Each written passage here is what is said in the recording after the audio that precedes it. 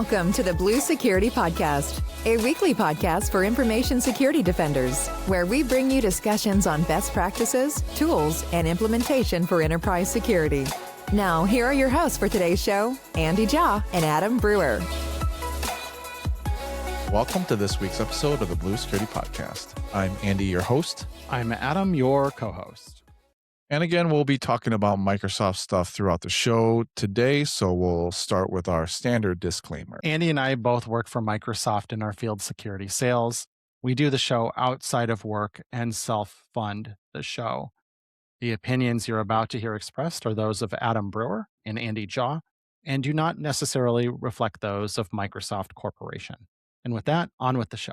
All right, so we have a listener email today that I wanted to talk through. So as always, we end our show with, if you have topics you want us to talk about, please email us. And I do review each one of those emails. And if something comes up that is interesting, I bring it on the show and we talk about it.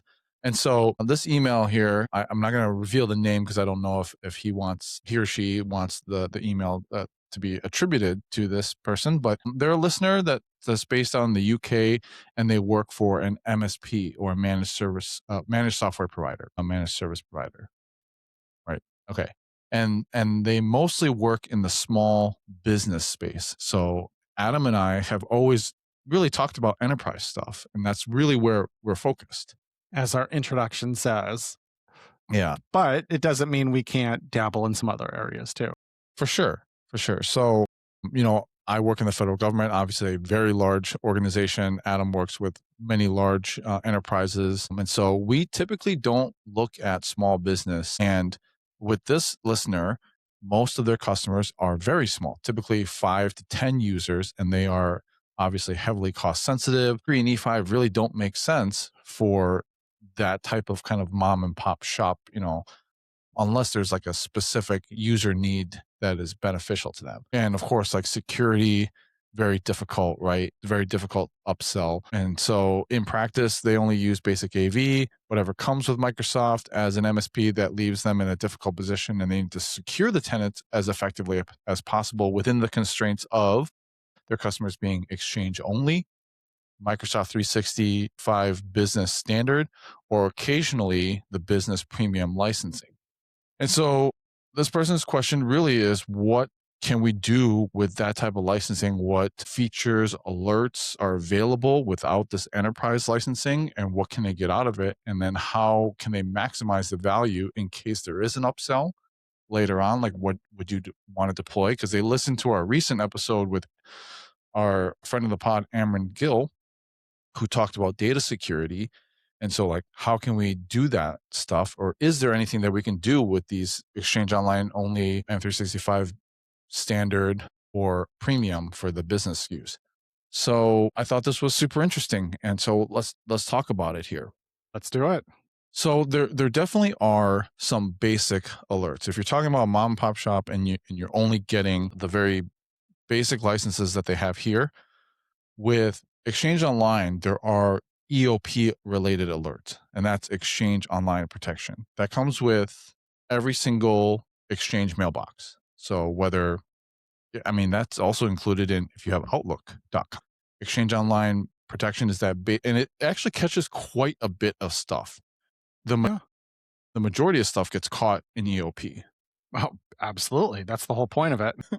Yeah, it's the low-hanging fruit. If it's coming from a malicious IP that's known, a malicious domain that's known spam, all that stuff gets caught at that layer. Known signatures, common heuristics. It's the top of the funnel, right? It's all the easy to catch, easy to clear out stuff. The obvious garbage all gets caught in Exchange Online Protection. And that's that first several layers of protection, first on the edge, and then the first inbound message processing. Yep. And these alerts are available in the Exchange Admin Center under Mail Flow and then alerts. But you're going to have some basic ones like malware detected in email, just based on like the EOP malware engine. A phishing email detected, basic anti-phishing, but not the advanced stuff. If you have a high volume of spam, if a transport rule matches, any type of spoofing that's just based on the EOP spoof intelligence. So you get a bunch of those basic alerts. And then of course you can like funnel them over to somewhere else if you need to. With Purview, you also get some default alert policies. And this is, again, you don't have to have Defender in order to have these. So, like if there's an unusual external file sharing, unusual file deletion volume, mass download, admin role assignment changes, mail forwarding rule created, that's a pretty big one to be included in the basic one because that's often a very common exfiltration technique. If I want to like compromise an account, but then I just put a little mail forwarding rule like from Adam to, my personal from Adam's Microsoft email, I just create it and be like, hey, forward it to my Gmail account. Then I can, without kind of being stealthy, have anyone know that I'm looking at all of his email, right? And so that's a very common one included in the default alerts. DLP policy matches if you've enabled DLP, but it's not on by default. And so these are all visible in the Purview compliance portal under alerts. With the exchange only stuff, that is probably by far the most difficult one, but you're only really looking at email at that point, right? And so you just have those EOP alerts. When you go with the business standard and the business premium, then you start to have more of the Office 365 applications, right? Like Teams might be included, Word, Excel, PowerPoint, OneDrive. And so that includes the unified audit log, which is great because then you can create some alert policies for like if there's mailbox permission changes, mail items accessed by non-owners. That's a huge one. I think that was one of the ones that was included as part of the what was the big breach that Microsoft had, Adam, that compromised our mailboxes that kicked off this whole SFI thing? Midnight I Blizzard? Yeah, there was one was the Chinese, one was the Russians, and there were Okay. And I think yeah, which was which. there Yeah. was another one after that, but this was the big one, which is the mail item accessed, and that's how they were caught. hmm And so that being included in this UAL, which is part of that business standard of business premium, that's a big one. File access events in SharePoint and OneDrive, login failures, Teams activity anomalies. They're not really threat detections, but they are activity alerts. And so, you can correlate that. It's not going to give you a baseline, but you can obviously like review those alerts and see if there's anything that looks out of the ordinary. And then, of course, you can configure email alerts. So any one of these you can configure and send it to like a shared inbox, do filtering based on that. Microsoft doesn't automatically configure the email alerts for you. So you got to go into the alert policies and change that to actually send notifications. With Defender AV, you actually get quite a lot here. And we're just talking about the built-in Defender in Windows here. We're not talking about like the advanced stuff or Defender for endpoint. We're just talking about Defender AV. You do have to configure it, right? So you either have to configure it via Intune, which is additional licensing. That is included in the business premium, I believe. And then if you're joined to a domain, you have GPO, or you can just configure local GPO, of course. But you get like real-time protection, scanning files, blocking malicious processes, monitor script execution. You have that cloud delivered protection that has to be configured, but it uses Microsoft's cloud machine learning models. Faster detection can block suspicious behavior before the signatures even exist. Tamper protection, something that's not often mentioned in the same breath, but this is huge because it prevents unauthorized changes to the Defender settings and it protects the registry services and AV configuration. So you can't turn off Defender or change any of the settings, even if you are a local admin, if this is configured correct.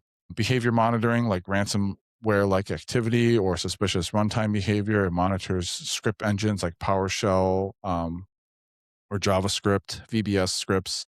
hmm And then I didn't know this, but attack surface reduction rules, those are included as well. And so you can configure those via Intune, GPO, PowerShell, and just as an example, because there's a whole list of them, but you can block Office from creating child processes. You can block executable content from email. You can block credential stealing from LSAS. So there's a whole lot of them that you can configure, and that definitely hardens your machines. And of course, you can configure the scanning process, right? So if you want to scan network files or removable drives, all that can be configured. Yeah, I mean, Defender antivirus today, there's even in examples where we might run into a customer that, say, is using CrowdStrike for their EDR. And certainly there's advantages and disadvantages to different EDRs. People who are smarter than me, who are really deep in this stuff, will argue very vociferously that Defender AV is the best antivirus engine on Windows, period. It takes a backseat to no other vendor, to no other solution in the space. And so I have seen the recommendation made very strongly that even if you love your CrowdStrike as an example, you should still run Defender AV as the antivirus solution in active mode because it is that good. That cloud delivered protection Andy touched on is incredibly powerful just by virtue of Microsoft scope and scale. When you can take those samples from 1.2 billion Windows devices across the planet and be able to very quickly correlate them and say, hey, we saw this same signature from two different machines, one in Mumbai and one in Nashville, Tennessee. That's really, really powerful in terms of the protection you're able to deliver then at scale, where you can say, obviously, a new type of attack, update the signatures worldwide. And you can do that on, again, hundreds of millions, if not billions of devices within seconds. Is pretty incredible. You get really, really good protection from this, and certainly recommend that you use it because it's such a powerful built-in tool. Yeah, and other things like controlled folder access, which can certainly lock something down. I wouldn't use it on like a user machine, but like if you have like a shared machine or a kiosk or public machine, certainly like controlled folder access, that's included. That's ransomware protection, where it like locks down certain writable folders so that it can't be changed except for processes that you have allowed it to do. So if there's a script that's running a ransomware, malicious activity that's trying to write over the common folders that you would keep your data in, it blocks that just by policy. Really good one there. Entra, like if you're just using the basic Entra free tier, it has some default protections built in. So if you have, it'll flag certain alerts like an additional risk detected, which is just the risk flag. It doesn't give you any details, but it does say that there was something detected with this particular sign in. If you have any sign-ins from anonymous IPs like Tor, VPN, or other known anonymizers, it'll also show that alert. And then some threat intel that's just based on some limited threat intelligence signals that we provide as part of the free service. If those trigger, and again, that's probably like the very known bad IPs, countries that we know that are bad, domains that we know that are bad, that flags it as a threat intel alert. Andy, don't you get security defaults there as well? You do. Yeah. Yep. Okay. So security defaults, if you're not familiar with them, is basically an out-of-the-box secure configuration for conditional access and Entra ID protection. You can't customize it. You can't make any changes to it. But for customers in this space, it's perfect because it's out of the box. It is secure by default, effectively. And it does things like blocks high user risk sign-ins, automatically does self-service password resets, just like our known recommended configuration is on automatically here, enforces multi-factor authentication, et cetera, et cetera. So that's a really nice benefit to, if you want to configure it yourself, you have to pay for it. But if you just want to accept the defaults that the Entra team recommends, you actually get those, every customer get those for free included. Yes. And that's great. And if you are on enterprise and you've seen this, like you can't actually be on security defaults and then configure conditional access rules. Mm-hmm. So it's like, hey, you're using security defaults. So, and you can't use conditional access rules, like customize it unless you have the paid version for Entra. Right. But the point I'm making, and you're complimenting my point, you're not negating it, is that you get effectively what are paid features if you want to swizzle them, but you get them included at no additional cost. And the only trade-off is you just have to accept the defaults, which in all honesty, I wish more customers would do anyways, because the defaults are great. Defaults are great. Yes. Yeah. From a data security standpoint, again, you get quite a bit. And again, this is with the, not the exchange only, but with the business standard, business premium, you do get manual labeling included. So you don't get any of the advanced like auto labeling, advanced DLP, but you get that manual labeling. So you get sensitivity labels, and you can label your data, and you can teach your users, if they want to encrypt something. And in fact, I worked with my financial advisor to do this. And so they only have 5 people in their office, and they went with, I think, business premium, but I went in and helped them scope out some sensitivity labels, and they use that, and they put the sensitivity label on it when they forward an email to your users, to like their customers, when they need to have an encrypted email. And so it's pretty nice. They do it in a way where any authenticated, user can get in. So you just got to put in like a standard email. So you can do that for external users. It just does a different check. Yeah, this is included with that. So you can do manual labeling. You also get DLP, which from a cloud only standpoint. So you don't get any like endpoint DLP. So if you're trying to like block things from moving to like a USB, but you get that cloud DLP built in, and you also get a bunch of the standard built-in sensitive information types or SITs.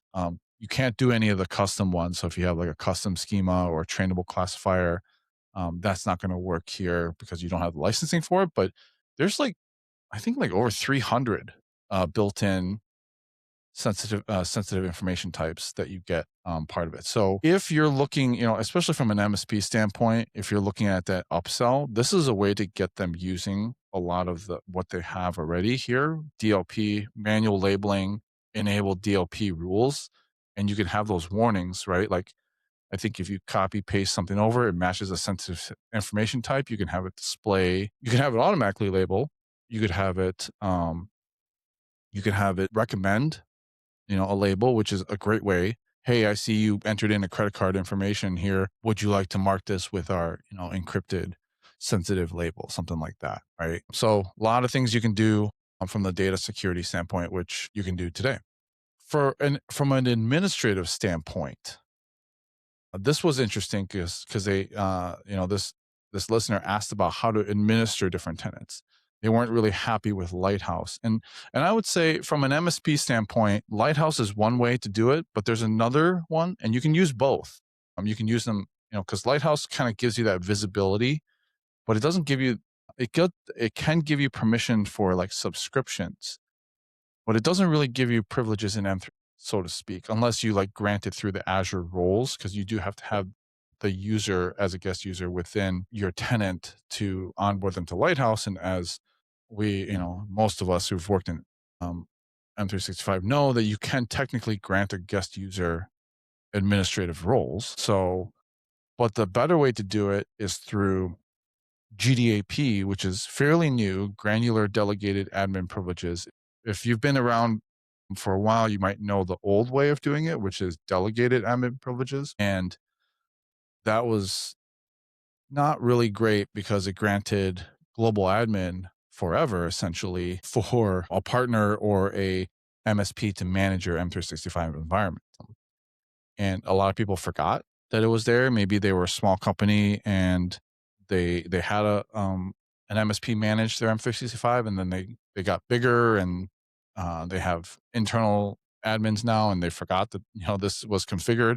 It was usually a shared email that the MSP was able to get to. But now, the GDAP, the granular delegated admin privileges, give you specific roles. Like you don't have to just grant global admin. You can grant exchange admin or something, specific that you need, least privilege, essentially. Exactly which users get them. So you can have specific user accounts versus just like a shared email. And then you can also gate it with time. So how long that access is, exactly what workload that you need managed.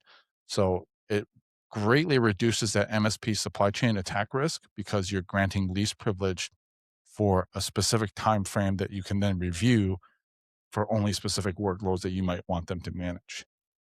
And so that's much better. And then Lighthouse is that multi-tenant from more of an Azure standpoint. You get that single pane of glass for all of your customers. And I would use that more for like, say, if you're managing Intune, conditional access, baseline security policies, or IaaS even, like if you're managing stuff within subscriptions, Lighthouse is great for that. It's not really meant for M365 management. And so this GDAP is more the way to go for that. Agree. So, kind of pulling it all together here, if you have business premium, obviously that's going to be the best option here for alerting, right? You have that GDAP for access, you have Lighthouse if you need to deploy Intune or anything like that, conditional access. You have Purview alerts, you have that EOP alerts, and that gives you the whole device management, centralized alerting, compliance, all of that all in a package, right? If you have standard, you're not going to get Intune, but you're going to get the GDAP still. You have some limited visibility within Lighthouse.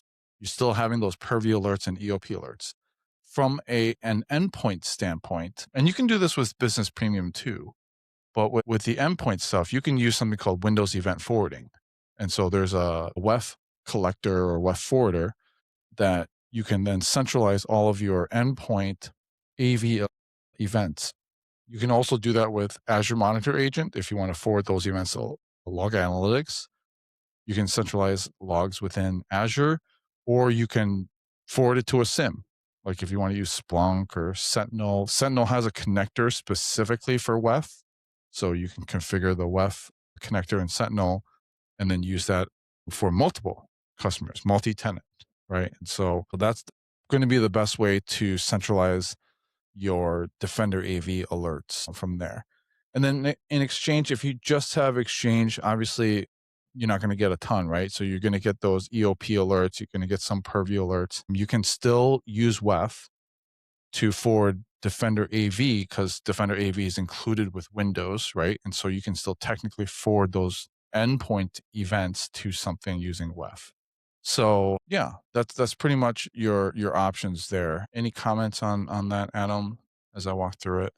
No, that makes sense to me. And obviously, if you would take the time to do this, it gives you that really good visibility over the individual endpoints and all of the exhaust coming off them, for lack of a better term, to understand what's going on across all your different customers to be able to kind of proactively and reactively respond.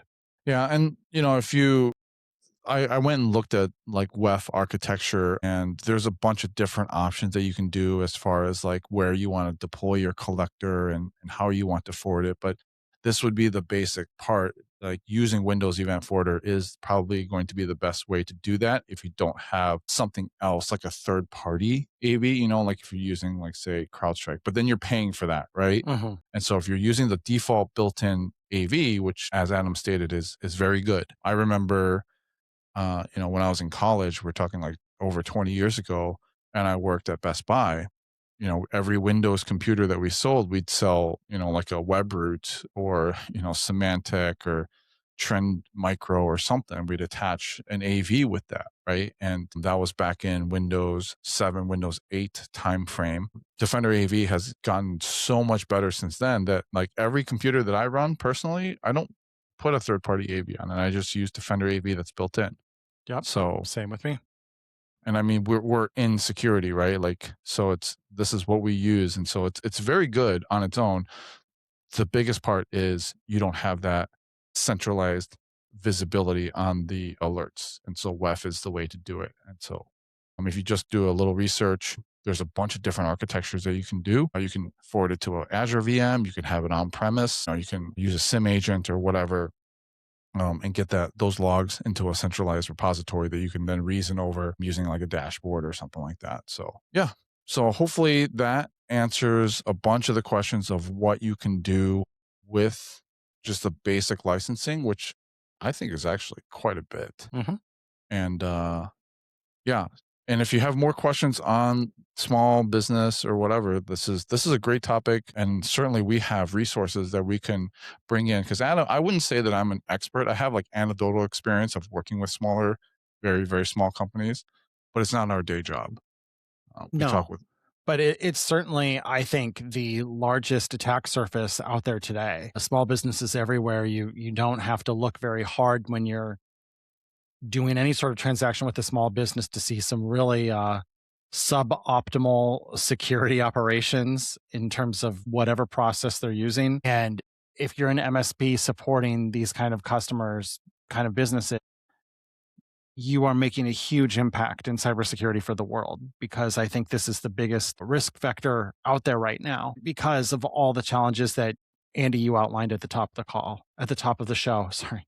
My goodness. And it's even We're a in Sunday work night, mode here. man. It's even a Sunday night. I haven't been at work, and I took a couple of days off this week too, but still, you can't break those habits sometimes. So yeah, anyhow, you're doing great work. I appreciate what you're doing, dear listener. And thanks for writing in. And anyone who is supporting small, medium businesses, you have the toughest task in cybersecurity. Cybersecurity is hard for everyone, but it's a lot harder at that level with the tools and the expectations and the desire to invest and everything else that comes with it. All right. Well, that's our show for this week. Thanks for listening and watching. As always, our contact information will be in the show notes if you have questions or topics you want us to talk about in the future. Thanks. We'll talk to you guys next week. Thank you for listening to the Blue Security Podcast. Please check out the show notes, catch up on episodes you may have missed, and subscribe so you don't miss any future episodes. Find Andy on Twitter @AJaw0 and Adam @AJ Brewer. See you at our next episode.